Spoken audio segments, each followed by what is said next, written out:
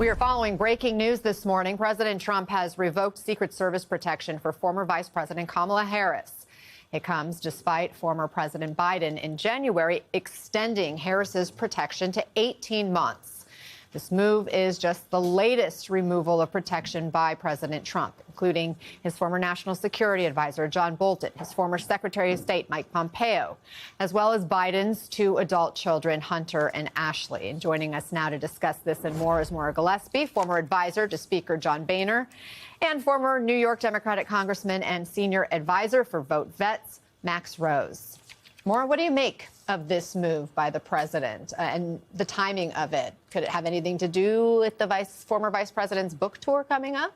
Well, it probably does, but I also don't think that the American people should necessarily be on the hook for her security during a book tour that's a private matter. I mean, she's doing it. The book tour is a funding tool for herself, more or less. I mean, she's not working in capacity for the American government anymore. So when you think about what American taxpayers are paying for, why should they pay for it beyond the 6 month, which is the protocol? I think then it also should go to Trump and Pence and Vance should remember that in 4 years this time, their security will be ending just around the same time. If it's a 6 month, well, not for Trump, but for Vance, it should be ending as well. So if we're going to stick with protocol, then 6 months it is. I also think that private security is an important factor that some people, like the Biden family, was able to afford. Ashley and Hunter Biden can afford private security if they feel like they need it. It doesn't necessarily always extend to children. So what do you think about this? How do you see it, Max? I mean, of course, if you look at it within just a silo, vice presidents normally lose their protective detail after 6 months. I can understand that.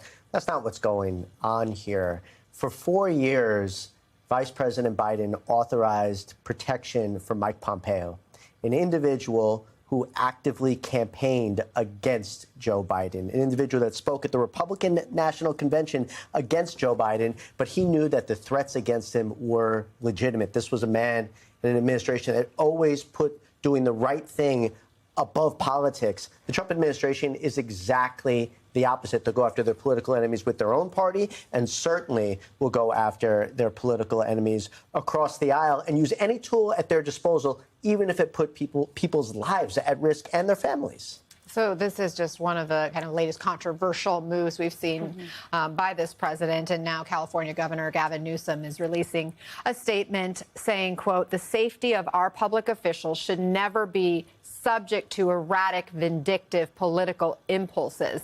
He separately had this warning about President Trump for the American people. Wake up. We're losing this country in real time.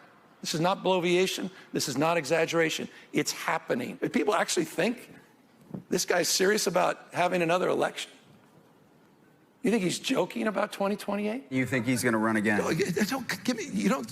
Who spends $200 million on a ballroom at their home and then leaves? Maura, what are your thoughts on Newsom's strategy here and how he's approaching all of this? Will it land? I'm not an alarmist by any means. I've not been one that's, jumping ahead of things to say, oh, he's destroying the country, the president, all these things. I do think there are some things that the Trump administration has done and that Trump himself is doing that may be hard for us to dial back from. The amount of executive overreach, something that Republicans should be looking at and saying, how are we going to claw that back when we no longer have power? You may not be able to. And so I do think that there are genuine concerns of what Newsom is saying may actually resonate with people who recognize that the Trump's interviews where he talks about a third term isn't just a joke. It is not very funny. And when you see the redistricting planning and some of the ways that he goes about things, you're wondering, how will he? We barely got him out of the White House the first time. He did not want to leave. January 6th committee talked about staffers who heard him say, who's actually going to make me leave here? So what happens in 3.5 years from now? Will he leave? And so I think that Newsom's bringing up a concern that a lot of people probably haven't said out loud, but they're wondering. Congressman Rose, we've talked a lot about how do Democrats counter some of these moves by the president. Governor Newsom is also warning that President Trump's trying to use the immigration agents and federal authorities like ICE as his own personal police force. Sure. Now, Newsom is countering, though, by deploying state police to other cities at a time when the president is threatening to deploy the National Guard to other cities to combat crime. At least, of course, Newsom's talking about deploying this to other cities in California. Is that a move you think we'll see more of by Democrats? Because the president's trying to suggest that Democrats are soft on crime? It's a move we've traditionally seen. I mean, look, the governors have control over the forces at their disposal. Kathy Hochul, the governor of New York, sent National Guard to New York City subways 6 months ago or so. But that's not the issue here. The issue is Donald Trump is distributing precious National Guard and military resources, not based off security concerns, but based off of his own political imperatives and desires to dominate the news cycle.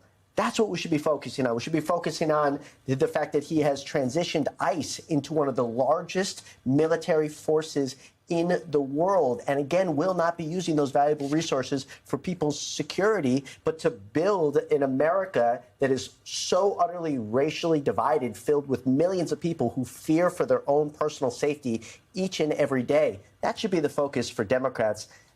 This might be just a personal issue, and we're about to all go on vacation, but stay away from the ballroom. You know, the ballroom's not the best political issue. A lot of people do like the ballroom. People love parties, but go after the fact that he is ripping at the core threads of the fabric that we have all held so dear for so long. Congressman Max Rose, Maura Gillespie, thank you both very much.